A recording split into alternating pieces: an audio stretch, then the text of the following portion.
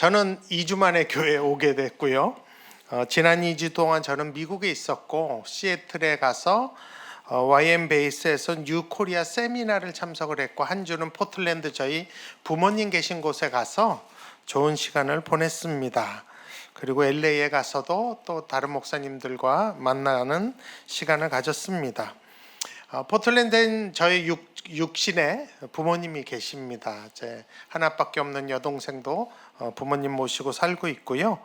제게는 이 육신의 부모뿐만 아니라 영적인 부모가 있습니다. 사실은 제가 태어나기도 전인 1961년도에 미국에서 파송받아서 한국에 오신 우리 오대원 목사님, 한국 이름은 오대원, 영어 이름은 데이비드 E. 로스, 또 옆에 계신 사모님은 엘렌 로스입니다. 이번 세미나 때 저 고령의 목사님께서 말씀도 계속 전해주시고 또 한국말도 잘하시고 영어도 잘하세요. 미국 사람이니까 잘하겠죠. 하여튼 기도도 해주시는 시간을 가졌고, 제가 사실 이분을 처음 뵌 거는 1977년도 화요 모임에서입니다. 저 점 중에 하나가 절 거예요. 그 당시는 교회에서 기타 치면 2단이라고 하던 때입니다. 근데 드럼 치고 기타 치고 뭐 베이스 기타 치고 그리고 집회를 했습니다. 여기서 뵀는데 참 생긴 건 분명히 미국 사람인데 한국말을 너무 잘하시는 거예요. 그래서 적지 않게 놀라면서 충격을 받기도 했습니다. 제가 이 오대원 목사님과 본격적으로 친하게 된 것은 그 예수전도단에서 제가 1984년도에 여러분 태어나지도 않은 것들이 많겠지만 제가 그때 DTS라는 훈련을 받으면서부터 우리 오 목사님과 친하게 지나게 됐습니다. 그러니까 지금까지 40년을 제가 이분을 옆에서 보고 영적인 아버지로 배우고 했던 것입니다. 제 결혼 주례도 우리 오 목사님이 서주셨고 제 큰딸 주례도 오 목사님이 서주셨습니다. 2대를 다 주례를 서주셨어요.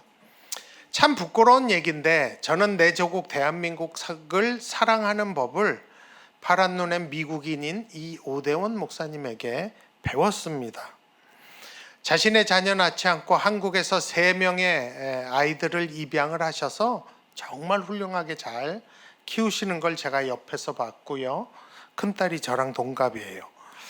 그리고 제5공화국 군사정권 시대에 사실 젊은이들과 친하다는 이유 하나만으로 청춘을 바친 대한민국에서 추방을 당하셨습니다. 그러면 대한민국 하면 신물이 날만도 한데 끝까지 대한민국을 사랑하시는 모습을 제가 40년째 보고 있습니다. 지금도 남과 북이 하나 되는 그날을 꿈꾸면서 기도하며 애쓰고 계십니다. 그 모습을 제가 40년 동안 보면서 내 조국을 어떻게 사랑해야 되는지를 조금 깨닫게 되었습니다. 제가 그분을 안 지가 40년째인데 여전히 그분은 한반도의 모든 사람들을 사랑하는 모습에 정말 도전을 많이 받습니다. 어쩌면 저럴 수 있을까? 그분이 1935년생 89세입니다. 만으로. 근데 아직까지도 그렇게 한민족을 사랑할 수 있을까? 한반도를, 남과 북을 저렇게 사랑할 수 있을까?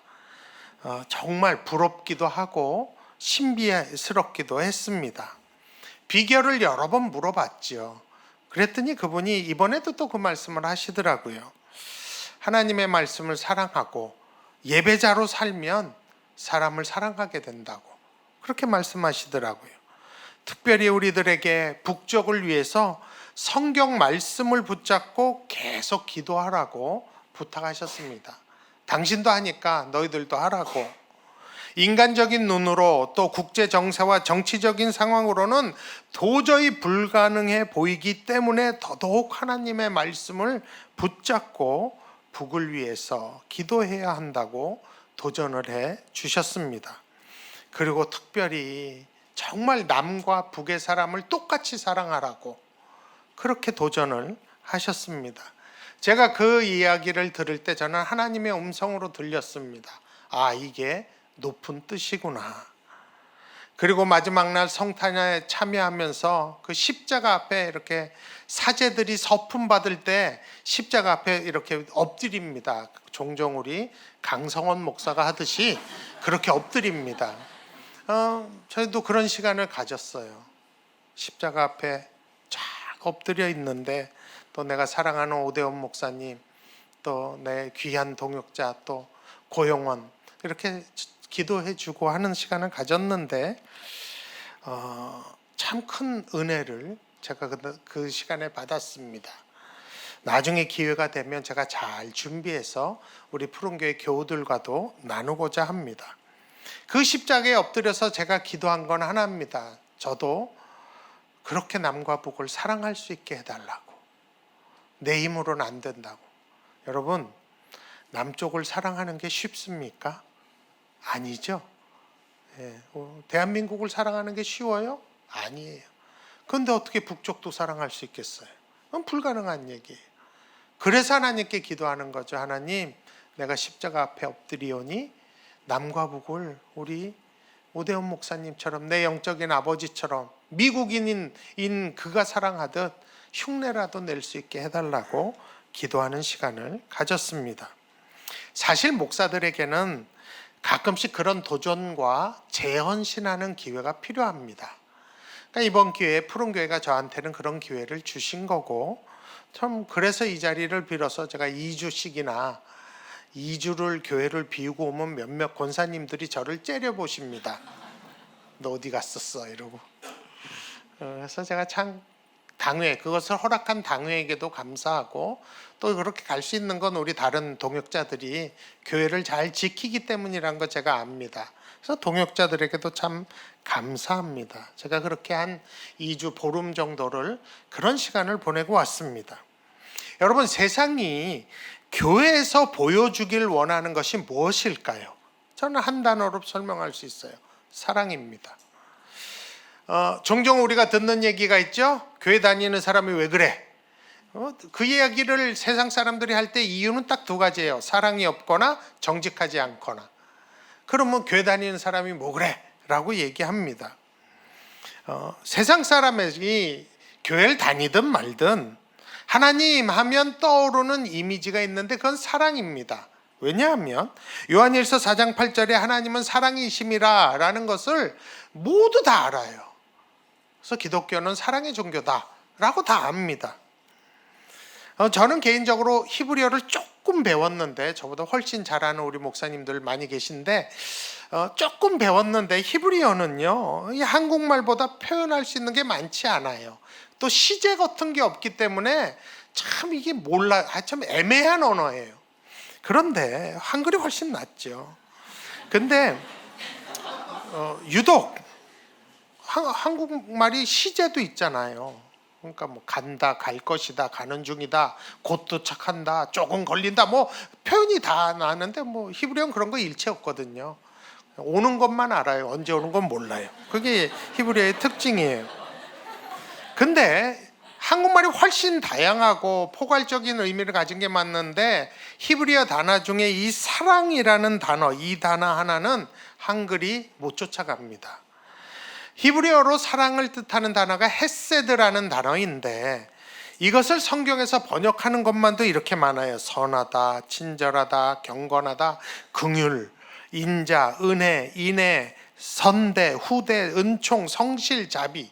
이게 다 헤세드예요. 그러니까 하나님이 사랑이시다라고 할 땐 이 모든 걸 다 포괄하는 굉장한 단어입니다.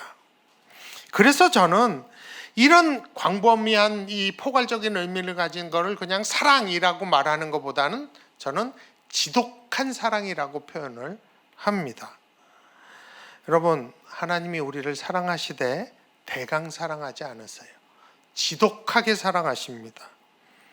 그래서 저는 반복적으로라도 이 메시지를 전하려고 그래요. 우리 하나님이 우리를 지독하게 사랑하신다.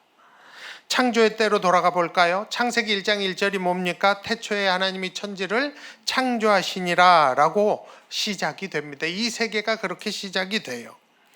우리가 다 배워 살죠. 창조하다라는 단어는 히브리어로 바라, 이지용 세미나 때 우리 다 배웠어요. 이 바라라는 동사는, 히브리 동사는 꼭 목적이 있어야지만 사용하는 단어입니다.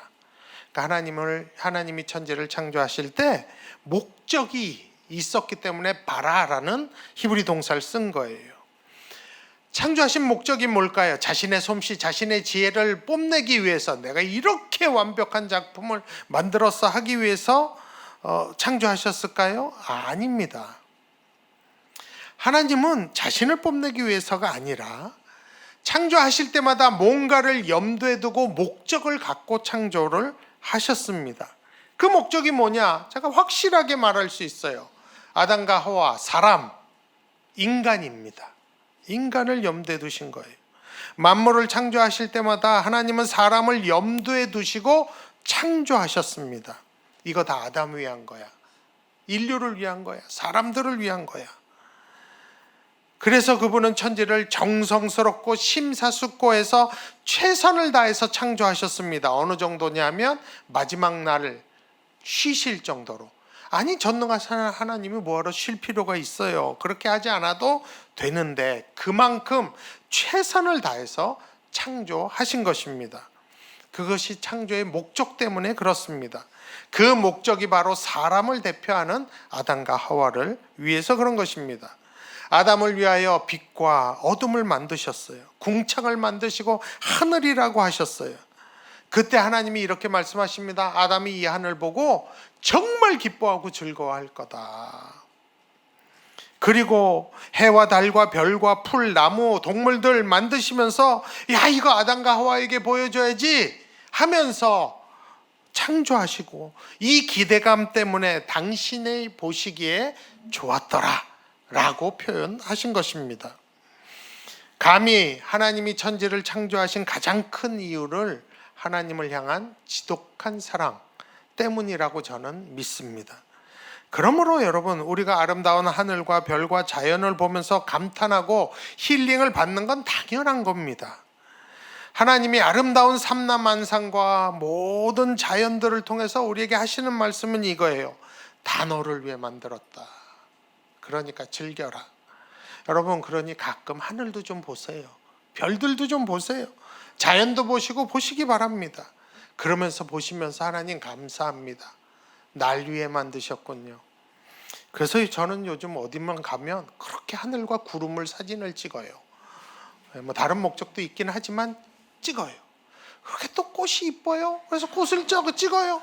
그랬더니 많은 분들이 야, 꽃 사진 찍기 시작하면 늙은 거다 이 얘기하시더라고요. 뭐 할 수 없죠. 뭐 환갑인데 뭐 늙었지 뭐. 예? 꽃 찍어요. 너무 아름다워요. 여러분, 그 하나님의 지독한 사랑은 창조 후에 아담과 하와가 범죄하고 타락했을 때도 나타납니다. 여러분, 아담과 하와는 자기 스스로가 죄를 선택한 겁니다. 하나님이 조성하신 게 아니에요. 하나님은 그런 분 아니에요. 자기네들이 선택한 겁니다. 그 결과가 뭡니까? 그렇게 완벽하고 좋은 에덴 동산에서 추방되는 겁니다. 그리고 하나님은 다시 그들이 에덴 동산에 들어오지 못하도록 에덴 동산을 봉쇄하셨습니다. 근데 여러분, 아담과 하와 쫓아내고 하나님 어디 계셨을까요? 혼자 에덴 동산에서 누리고 계셨을까요? 아닙니다. 그렇다면 그분은 지독한 사랑을 가진 분이 아니에요. 아담과 하와가 에덴 동산을 쫓겨났을 때 하나님도 그 동산을 떠나시기로 작정하십니다. 왜요?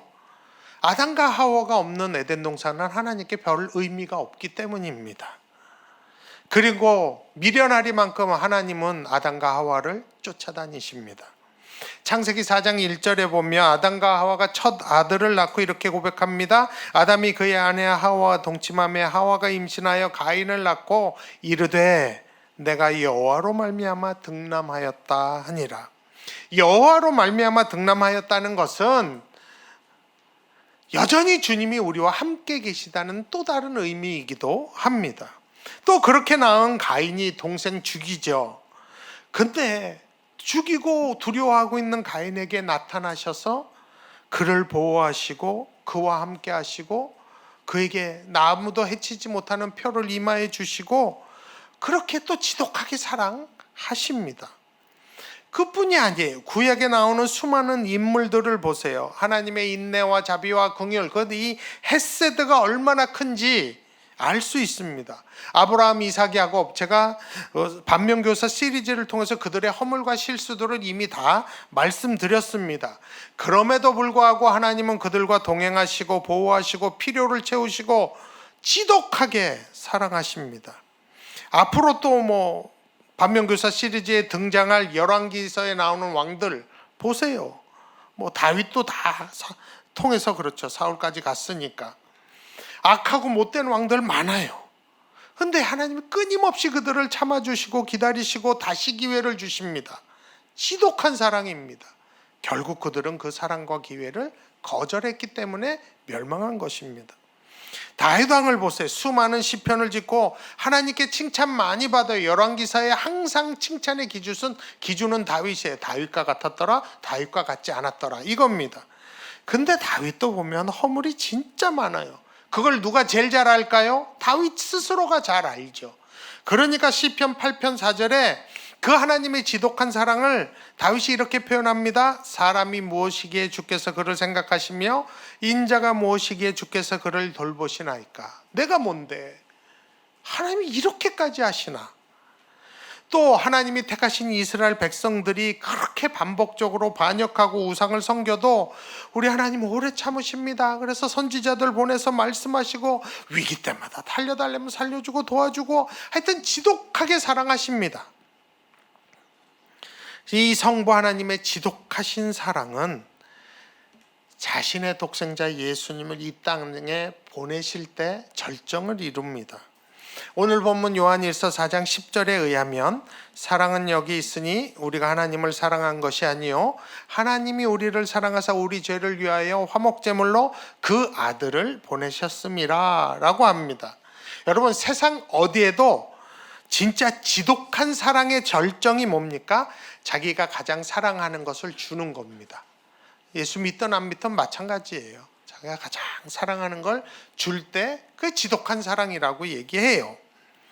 성경은 그렇기 때문에 사랑이 여기 있다고 자신 있게 얘기합니다. 그러면서 하나님이 우리를 사랑하셔서 우리 죄를 속하기 위하여 화목제물로 하나밖에 없는 아들을 보내셨다고. 가장 사랑하는 아들까지 줬는데 뭘 못 주냐고 할 정도로 지극한 아주 지독한 사랑을 보이십니다. 우리 살리려고 자기 아들 포기한 거예요. 지독한 사랑이죠. 그만큼 성부 하나님의 사랑은 지독한 사랑입니다. 이 지독한 사랑이 성자 하나님이신 예수님에게도 동일하게 나타납니다. 기꺼이 성육신하셔서 이 땅에 오시고 우리를 위하여 모든 걸 다 주십니다. 오늘 찬양하면서 여러분 많이 감동을 받으셨죠. 이 땅에서 70번씩 7번이라도 용서하라면서 그걸 먼저 본을 보이신 분이 우리 예수님이십니다.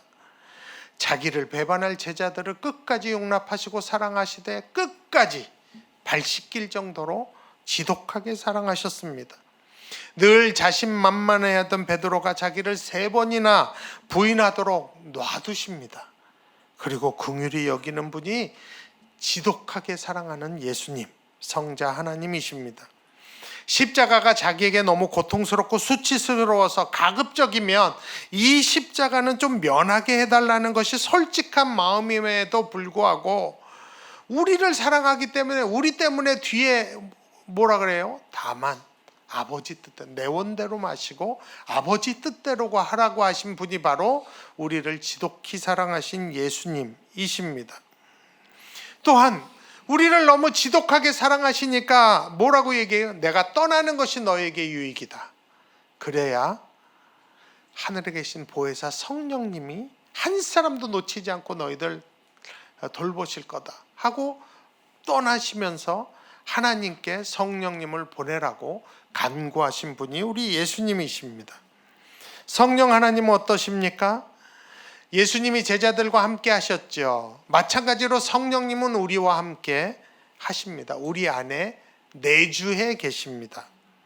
내주해 계신다는 게 무슨 뜻일까요? 우리 안에 있는 추악함, 죄악, 꼼수, 탐욕, 음란, 악함 이런 걸 제일 먼저 눈치챌 수 있는 위치에 계신 것이에요. 여러분 그럴 때 없어요? 평소엔 다 착하게 살지만 어느 때 내 스스로를 내가 볼 때가 있어요. 야, 내가 이런 생각을 하다니. 야, 내가 이렇게 잔머리를 굴리다니. 내가 이렇게까지 악한가? 깜짝깜짝 놀랄 때가 있어요. 표정 관리 잘 하세요. 다 하니까. 여러분 진짜 그러한 악하고, 저도 제 악한 모습을 볼 때가 있어요. 야, 너 이런 것까지 생각했어? 이런 생각을 해? 깜짝 놀랄 때가 있어요. 진짜 소스라치게 놀랄 때가 있어요. 네 본심이 이거야? 그러고도 네가 목사야? 뭐 이럴 때 있어요. 성령님이 안 놀리시겠어요 그럼? 나도 나를 보면서 놀래는데 내 안에 늘 계신 성령님이 그거 모르시겠냐고요. 여러분, 만약 우리가 누구의 마음을 볼 수 있다면 진짜 안 보는 게 은혜예요. 얼마나 놀라겠어요. 보려고 하지 마세요. 볼 수도 없고. 그렇죠. 저 같으면 누구의 마음을 볼 수 있다면 아마 참고 참다가 폭발할 것 같아요. 제가 성령님이라면 그럴 것 같아요. 야, 뭐 이런 놈이 다 있냐. 과연 이 놈이 변할 가능성이 있을까? 야, 내가 10년을 지켜보고, 야, 내가 60년을 지켜봤는데 안 될 것 같아. 짐 싸갖고 가자. 얘보다 좀 더 착한 놈이 있지 않을까? 할 것 같아요. 그런데도 여전히 우리 안에 거하시면서 하나님께 말할 수 없는 탄식으로 우리를 위해서 간구하는 분이 바로 우리를 지독하게 사랑하시는 성령 하나님, 성령님이십니다. 여전히 우리를 떠나지 않으시고 죄에 대하여, 의에 대하여, 심판에 대하여 가르치시고, 가르쳐도 모른 척하고 알면서도 저지르는 우리를 그냥 아직도 떠나지지 않는 이유는 우리를 지독하게 사랑하시기 때문입니다. 여러분, 이와 같이 성부, 성자, 성령 하나님은 우리를 사랑하시되 지독하게 사랑하시는 분이십니다. 여러분, 우리가 아셔야 돼요. 우리를 온전케 하는 것이 이 사랑이에요. 성부, 성자, 성령 하나님의 사랑.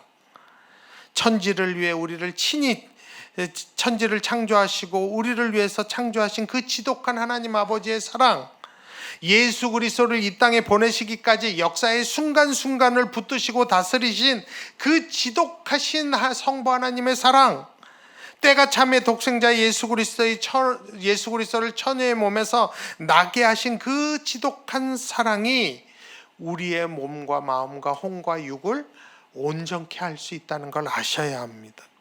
또한 이 땅에 오셔서 우리를 죽기까지 사랑하신 그 예수님의 지독한 사랑을 우리는 알고 믿어야 합니다.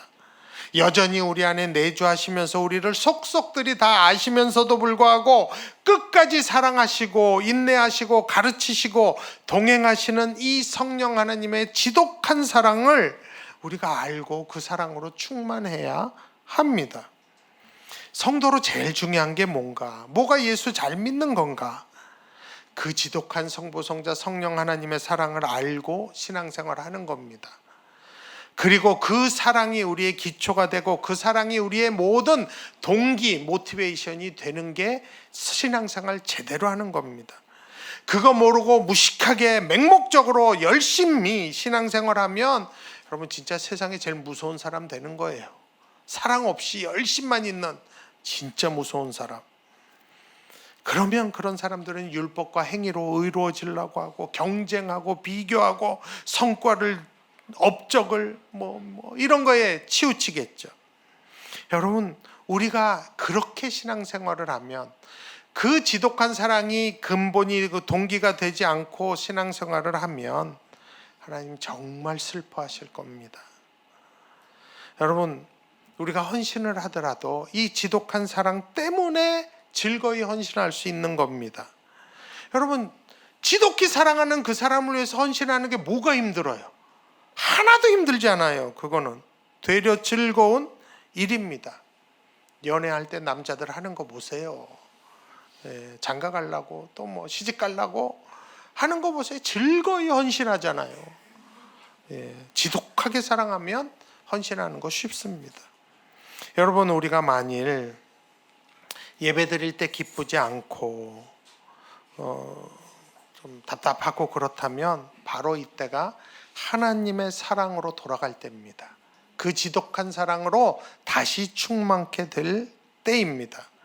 헌신할 때 즐겁지 않고 부담만스럽다면 여러분, 지독하신 그 사랑을 다시 맛봐야 할 때입니다.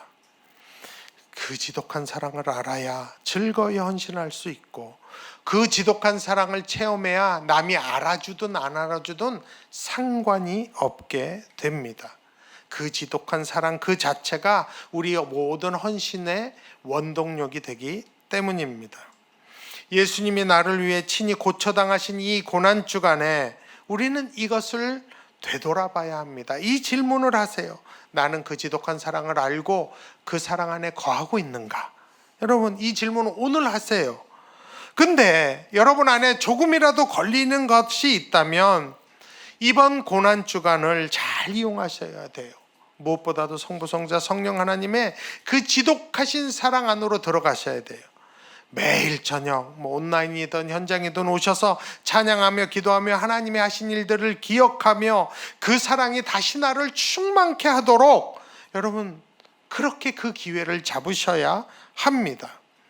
그 지독한 사랑을 받아야 그 사랑을 흉내라도 내고 닮아갈 수 있는 것입니다. 특별히 보이지 않는 성전을 짓는 사명을 가진 우리 오픈트 푸른교회는 그 사랑으로 충만해야 합니다. 또한 우리가 그 사랑이 우리에게만 머물지 않고 우리만을 위한 게 아니라는 거 다 알잖아요. 열방을 위해서도 이 사랑 때문에 우리가 헌신하는 일이 있어야 돼요. 여러분, 세계국 아우리치 여러분이 채워주세요. 하나님을 사랑하면 물어보세요. 돈 걱정 그런 거 다 제 차로 치고 하나님 갈까요? 이렇게 물어보세요. 나 하나님 사랑하는 데 갈까요? 여러분이 만일 스리랑카나 인도네시아나 미얀마 가서, 미얀마가 아니고 라오스죠. 라오스 가서 선교사님 등 한번 두드려가지고 선교사님 화이팅! 힘내세요! 사랑합니다! 이것만 해도 돼요. 이것만 해도 돼요. 한 주에 다 채워주시기를 부탁드립니다. 그 지독한 사랑 때문에 가난하고 소외된 자들을 기꺼이 섬기고 돌보는 자들이 우리 안에서 많이 일어났으면 좋겠어요. 그리고 저부터라도 이 분단된 조국을 정말 그 사랑 때문에 사랑할 수 있는 그런 사람이 됐으면 좋겠습니다. 이 고난주간에 우리 하나님의 그 지독한 사랑을 무시하거나 거절하지 않으셨으면 좋겠어요. 그리고 우리들은 그 사랑을 배반하지 않기를 원합니다. 오히려 우리가 그 사랑에 감격하고 모일 때마다 그 사랑을 찬양하고 예배하는 자들이 됐으면 좋겠어요. 그리고 그 지독한 사랑을 또한 다른 사람에게라도 전해서 한 생명이라도 살리는 높은 뜻 사람이 됐으면 좋겠습니다. 더 나아가서 우리도 하나님을 좀 지독하게 사랑해 봤으면 좋겠어요. 정말 저도 그래 봤으면 좋겠어요. 그래서 그분을 사랑하기 때문에 보이지 않는 성전도 기쁘게 졌으면 좋겠고 서로 사랑했으면 좋겠어요. 그래서 오늘 본문 마지막 절인 요한일서 4장 11절은 이렇게 마무리를 합니다. 사랑하는 자들아, 하나님이 이같이 우리를 사랑하셨은즉 우리도 서로 사랑하는 것이 마땅하도다. 여러분, 이 한 주간 우리 모두가 그 지독한 성부, 성자, 성령 하나님의 사랑 앞에 나가길 원합니다. 올해 고난주간에는 그 지독한 사랑을 다시 보고 다시 느끼고 다시 깨닫게 해달라고 여러분 기도하시기 바랍니다. 그리고 조금 더 욕심을 내서 나도 그 하나님 좀 지독하게 사랑하는 그런 사람으로 만들어 달라고, 내 힘으로 안 되기 때문에 도와달라고 그런 기도의 모험도 해보시기를 바랍니다. 그리고 하나님이 그렇게 지독하게 사랑하는 그 사람들 위해서 나를 통로로 사용해 달라고 그런 기도를 하시기를 바랍니다. 지금도 고통당하고 압제당하는 북쪽의 성도들과 주민들, 지금도 열방 구석구석에서 전쟁 속에서 신음하고 있는 백성들, 특별히 우리는 무슬림들을 위해서도 계속 기도하는 이 한 주간이 되기를 원합니다.